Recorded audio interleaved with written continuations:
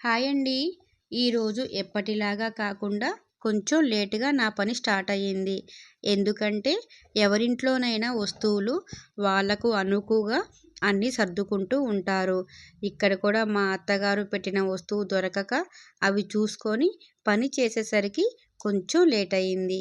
ఈ హాలిడేస్‌లో పిల్లలు లేటుగా లేస్తారు కాబట్టి నాకంత ఇబ్బంది ఏమి అనిపించలేదు. వాళ్ళు లేసేసరికి టిఫిన్ రెడీ చేసి వాళ్ళకి పెట్టి వాళ్ళతో పాటు నేను కూడా తిన్నానండి.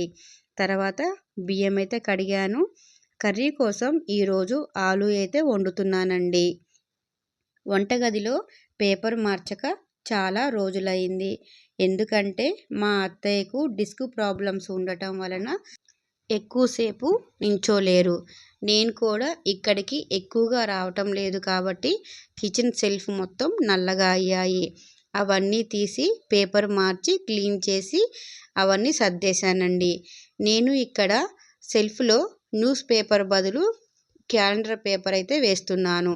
ఎందుకంటే న్యూస్ పేపరు వారానికే మట్టిగా కనిపిస్తాయి. క్యాలెండర్ పేపర్ అయితే కొన్ని రోజుల వరకు నీటుగా అనిపిస్తుంది. కాబట్టి నేను షెల్ఫ్‌లో క్యాలెండర్ పేపర్ వేస్తున్నాను. ఆ రోజు పనంతా చేసేసరికి నాకు ఆ రోజు 2 అయిందండి.